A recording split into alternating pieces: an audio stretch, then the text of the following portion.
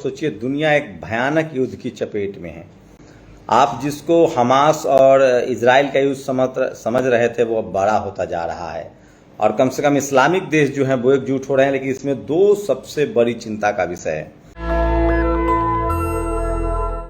जितने Islamic country हैं उनके पास उतने हथियार नहीं है, विज्ञान नहीं है, क्योंकि उन्होंने विज्ञान की तरफ काम नहीं किया है।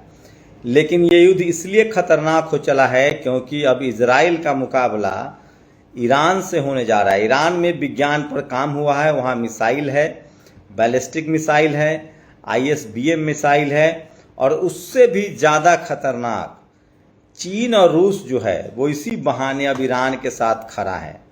और आप जानते हैं कि चीन के पास सारे आधुनिक हथियार है। अभी हाल ही में 5 दिन पहले चीन ने एक ICBM मिसाइल का टेस्ट किया है। जो बैलिस्टिक मिसाइल है वो 5,000 किलोमीटर तक मार कर सकता है, मतलब चीन से अमेरिका तक वो मिसाइल की रीच है। तो लगभग 200 से 250 इजराइल ने अभी झेला है। ईरान ने मिसाइल अटैक किया है और इस बार हमास हानिया के मारे जाने के बाद लोग कह रहे थे कि हमास खत्म हो गया। तो फिलिस्तीन से युद्ध लड़ रहा था, लेकिन फिलिस्तीन के युद्ध में लेबनान घुस आया, नसरुल्लाह घुसा। उसके बाद इजराइल को नसरुल्लाह से लड़ना पड़ा। नसरुल्लाह की हत्या के बाद नसरुल्लाह को पूरे दुनिया में लोग जाने और हीरो की तरफ पूजने लगे। अब 3-4 मोर्चे पर इजराइल को लड़ना पड़ रहा है। कब तक लड़ेगा? जो यमन के लड़ाके हैं हूती, वो भी इजराइल पर हमला कर रहे हैं, क्योंकि हाल ही में इजराइल के प्रधानमंत्री जब अमेरिका से लौट रहे थे, यूनाइटेड नेशन से लौट रहे थे, तब उनके जहाज पर मिसाइल से हमले की कोशिश की गई। कहा गया कि ये हूती के जो लड़ाके हैं उन्होंने हमला किया है। ये भी खतरनाक है। उसके बाद मोसाद के भी हेडक्वार्टर पर हमला हुआ है। मैं दूसरा पक्ष इसलिए दिखा रहा हूं कि टीवी अखबार आपको एक पक्ष दिखा रहा है, इजराइल की वीरता की गाथाएं गाई जा रही है, लेकिन ऐसा नहीं है। अभी मैं सुन रहा था इजराइल के लोग कह रहे हैं कि ये युद्ध ठीक नहीं है और हम गलत दिशा में जा रहे हैं। मतलब एक आदमी के जिद ने, इजराइल के प्रधानमंत्री बेंजामिन नेतन्याहू के जिद ने पूरी दुनिया को युद्ध के मुहाने पर खड़ा कर दिया है। इजराइल ये युद्ध इसलिए नहीं जीत पाएगा क्योंकि इस युद्ध में चीन और रूस परोक्ष रूप से शामिल है। आप सोचिए, अभी यूक्रेन और रूस का युद्ध चल रहा है। सबको पता था कि यूक्रेन कमजोर मुल्क है, रूस मजबूत मुल्क है, लेकिन यूक्रेन के साथ अमेरिका खड़ा हो गया, पूरा यूरोप खड़ा हो गया, नेटो कंट्री खड़े हो गए, हथियारों की सप्लाई शुरू हो गई और रूस फंस गया। जिस तरह से बेंजामिन नेतन्याहू ने कोशिश की थी, उसको लगता था कि हमास और फिलिस्तीन को 5 दिन में कब्जा कर लेंगे, जाके बस जाएंगे वहाँ। यही राय पुतिन की थी कि 5 से 10 दिन लगेगा और यूक्रेन को जीत लेंगे। लेकिन पूरी दुनिया जो है वो यूक्रेन के साथ खड़ी हो गई और रूस अलग थलग पड़ गया। वो अलग थलग पड़ा ही था, इस युद्ध में घुसा ही था। उसी दौरान अब इजराइल ने एक मौका दे दिया रूस को, और इजराइल ने जैसे ही हमला किया हमास पर और फिलिस्तीन पर, उसके बाद से रूस को मौका मिल गया। और रूस को पता है कि इजराइल के पीछे अमेरिका खड़ा है, तो उसने उसका बदला लेने के लिए यूक्रेन से में जो वो अमेरिका मदद कर रहा है यूक्रेन का, उसका बदला लेने के लिए रूस ने हमास की मदद शुरू कर दी, हूती की मदद शुरू कर दी, लेबनान की मदद शुरू कर दी और ईरान की मदद शुरू कर दी। तो सोचिए अब ये युद्ध सीधे सीधे अब इसमें 3-4 देश खड़े हो गए हैं, इराक, यमन, लेबनान, उसके बाद सीरिया। ये तमाम देश जो हैं वो किसी न किसी तरह से इस युद्ध में शामिल है और ये युद्ध लंबा चलने वाला है। और इजराइल जो कि 1 करोड़ की आबादी वाला देश है, अमीर देश है, मजबूत देश है, वो धीरे धीरे युद्ध की चपेट में है। और जब युद्ध होता है तो किसी का सबसे ज़्यादा नुकसान अमीर का होता है। तो सोचिए कि खासकर आप फिलिस्तीन की बात करेंगे तो वो पहले से भी युद्धरत देश रहे हैं। इराक को अमेरिका ने बर्बाद किया, सीरिया। तो जो लेबनान के लड़ाके हैं, नसरल्लाह या हिजबुल्लाह, वो उनका काम ही लड़ाई है। उनको कोई फर्क नहीं पड़ता है, जैसे अफगानिस्तान में मतलब तालिबान को, उनको ना तो कंप्यूटर बनाना है, ना जहाज बनाना है, ना मिसाइल बनाना है, ना मेडिकल साइंस पर काम करना है। वो प्रोफेशनल लड़ाके, उनका काम ही लड़ना है। ये जो हिजबुल्लाह है वो लेबनान की आर्मी के बाद पैरेलल है। तो सबसे ज्यादा नुकसान किसका हो रहा है? इजराइल का हो रहा है, क्योंकि वो देश हथियार का कारोबार करता था, वो बिजनेस, विज्ञान, तकनीक डेवलप करता है, तो वो अपने को प्रोटेक्ट तो करता रहेगा वो, लेकिन इतनी ज्यादा स्थिति खराब हो जाए कि देर सवेर उसको अमेरिका जिस तरह से ईरान भागा इराक से या फिर अफगानिस्तान से, देर सवेर इजराइल को भी भागना पड़ेगा, क्योंकि आप कम से कम 25 करोड़ की आबादी से नहीं लड़ सकते हैं। 1 करोड़ की आबादी है 25, और उसमें भी पड़ोसी से नहीं लड़ सकते हैं। तकनीक अगर आपके पास है तो आपको अमेरिका की तरह लड़ना, जैसे अमेरिका कभी भी पड़ोसी देश से नहीं लड़ता है, जबकि अमेरिका अभी भी चीन से 5 गुना ज़्यादा मजबूत देश है। आर्थिक हथियारों की बात करें तो चीन दुनिया में दूसरे नंबर पर है, तो चीन से 5 गुना ज़्यादा मजबूत है अमेरिका, लेकिन वो कभी भी अपने पड़ोसी मुल्क से नहीं लड़ता है। अमेरिका कभी भी क्यूबा पर हमला नहीं करता है। अमेरिका कभी भी, जो क्यूबा एक पड़ोसी देश है लैटिन अमेरिका का, उससे 36 का आंकड़ा है।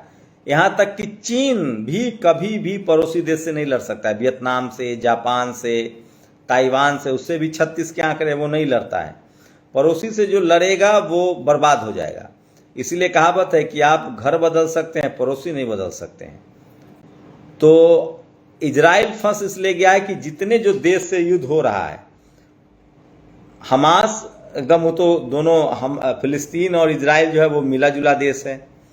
ईरान भी जो है वो बॉर्डर पर है, सीरिया बॉर्डर पर है, इराक बॉर्डर पर है, यमन बॉर्डर पर है।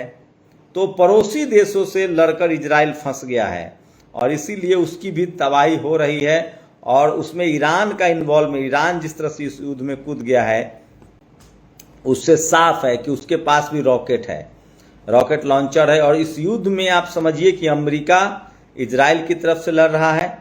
भले अमेरिका दिख नहीं रहा हो, लेकिन सारा साजो सामान हथियार इजराइल का आ रहा है। और उसी तरह से हमास के पास जो हथियार हैं वो चीन के हैं, रूस के हैं। ईरान के पास जो हथियार सप्लाई हो रही है वो चीन से हो रही है, रूस से हो रही है। दोनों के अलग अलग स्वार्थ है। रूस का स्वार्थ है कि अमेरिका से बदला लिया जाए और अमेरिका को मजबूर किया जाए कि वो यूक्रेन की मदद न करे, वो स्वार्थ है। चीन का स्वार्थ बड़ा है। चीन हर चीज को बिजनेस के नजरिए से देखता है। चीन चाहता है कि कम से कम मुस्लिम देशों की सिंपैथी मिले उसे, खासकर इस्लामिक देशों में उसकी पहुंच बढ़े, सिंपैथी बढ़े, और वो मार्केट पर कब्जा करे। फिलहाल मिडिल ईस्ट के मार्केट में भारत का बहुत बड़ा कंट्रोल है, भूमिका है बिजनेस का। वो चाहता है कि मिडिल ईस्ट में चीन का दबदबा बने, उसका कंट्रोल हो, इसलिए वो इसमें फिलहाल ईरान के साथ खड़ा है और वो हथियार भी बेच रहा है। तो ये एक बड़ी बात है। मैं इसलिए कह रहा हूं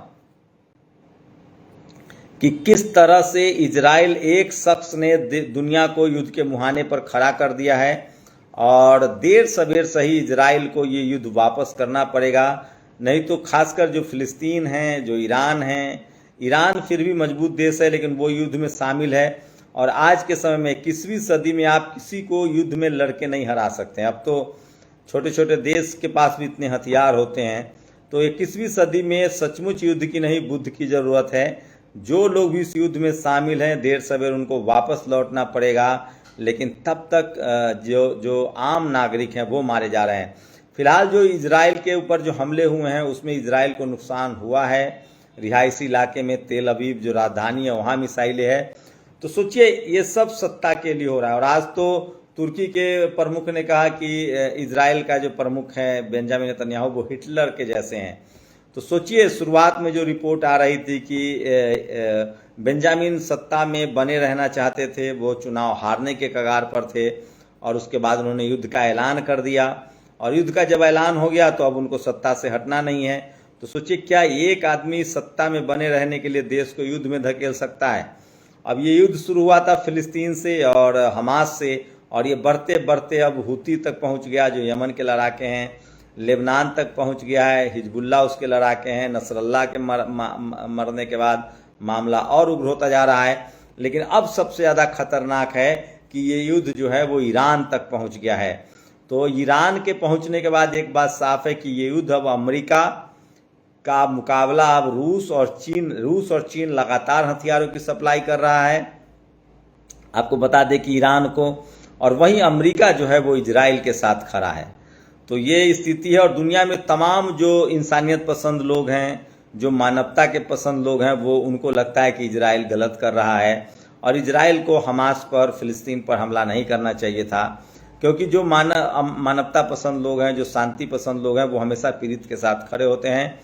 तो इजराइल और फिलिस्तीन में फिलिस्तीन पीड़ित है, ये बात सच है, लेकिन इजराइल को उम्मीद नहीं थी कि युद्ध लंबा खींचेगा और वो ऐसे देशों से उलझ गया है जहां लड़ाई को बहुत बुरा नहीं माना जाता, और ख़ासकर हिजबुल्ला, हूती, हमास और ईरान, ये देश है जहां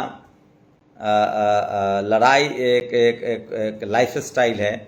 तो इन लड़ाकों से पाला पड़ा है। देखते हैं इजराइल कब तक लड़ते रहता है।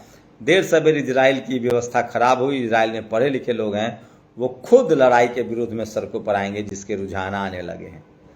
तो क्या बेंजामिन नेतन्याहू ने अपनी सत्ता बचाने के लिए 1 करोड़ इजरायलियों की जिंदगी को दांव पर लगा दिया है? और क्या ईरान, सारे इस्लामिक देश देर सवेर एक होकर इजराइल पर हमला करेंगे? ये बड़ा सवाल है। लेकिन ये इस युद्ध में अमेरिका कुछ नहीं कर सकता है, क्योंकि अमेरिका जैसे इन्वॉल्व होगा, इधर से रूस और चीन भी इन्वॉल्व होंगे। भारत की नीति हमेशा की तरह शांति की है और भारत की विदेश नीति हमेशा शांति के पक्ष में रही है। शुक्रिया।